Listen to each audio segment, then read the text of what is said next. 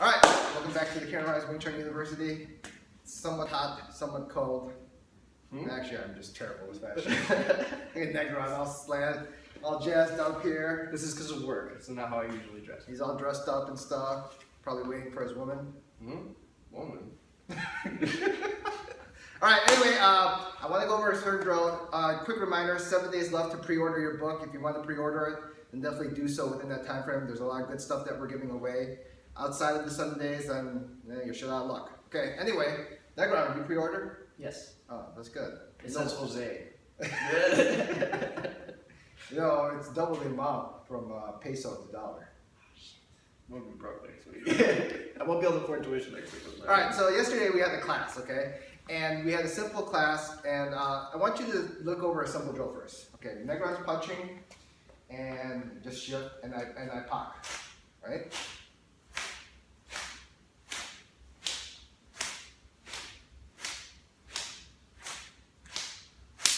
Very simple drill. He punches, I shift. He punches and shifts, I pocket shift. Okay, so when you first look at the drill of this nature, you're thinking to yourself, okay, he's learning how to punch, and he's learning how to block the punch with a pocket. And if you really look at it, yes, in the beginning, it's a technique. You're thinking in technique ways. I want to learn how to pocket, I want to learn how to punch. But if you have to remember, we've talked about thousands of times, development and application. What are you really learning to develop? What are you really working on a particular single drill?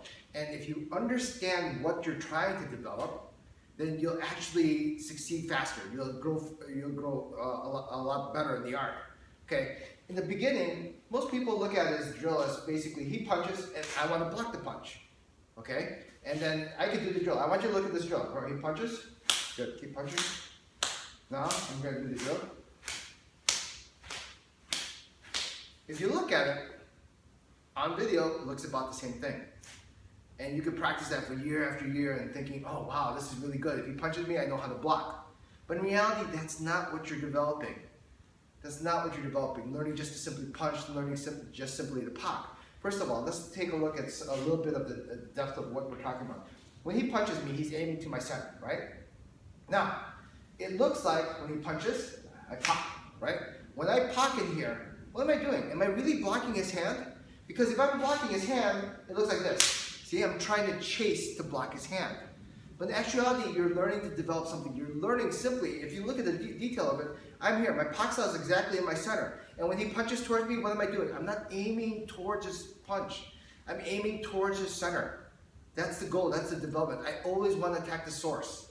Okay? I don't want to avoid the source and deal with the little things. So when he punches me, right? I can punch I can block like this. It looks okay. I'm blocking over there. I'm trying to block his arm. No good. If he punches towards me, boom. What am I doing? Right here. I'm pocketing to the source. How do I know I'm pocketing the source? Because if I push just a little, see, I'm hitting his source, his root of the center. Okay, so that's the way you can look at it. Just that little idea of just making sure what you're developing aim to the center. Another thing you want to look at when he's doing this drill. He punches, right? And then look at this. I may be aiming to the center. See, I'm aiming to the center. But what am I failing to develop in that? I'm failing to develop to stay within my house. Okay? I'm getting too far out because what's some of the things you're looking for? When the punch comes out, what do most people do when the punch comes out? Oh, they duck and they cower in the, what is it, 3 Ds. Duck, dive, dip, drool. Die. All right. So basically, what happens is that they want to keep the attack away, right? But in Wing Chun, you don't develop that. Wing Chun is the only art that I know that has the balls to go in. It means the bullets flying at me, I'm still going in. Okay. So what happens is when someone does a punch, I want to stay and what? Put the shield right in front of me. Okay. I'm not looking to block him. I'm looking to aim to his center. I'm looking for him to what? Come into my house. Boom, see? He comes right into my triangle. I don't have to reach out and go outside of my house. That's another thing you're developing from that, okay? And we can go further into depth of this. Second thing, another thing we're looking at. What is he developing as a puncher? Okay, he punches, right? Punch, keep punching. Is he simply just punching? Is that all he's doing, punching? Because you could do this, I'll punch and you block.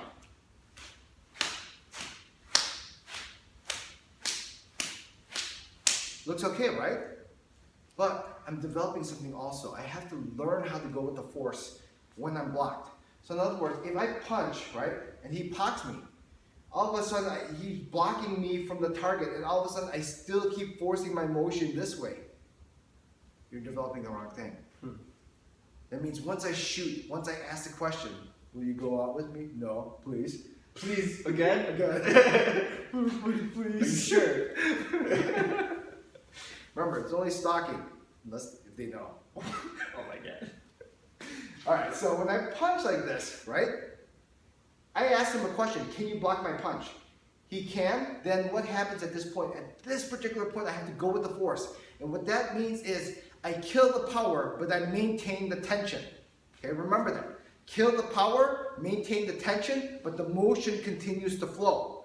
So a way to visualize this is if I take my car and I brake all of a sudden, I kill the power of the car, but yet my motion still slides from that.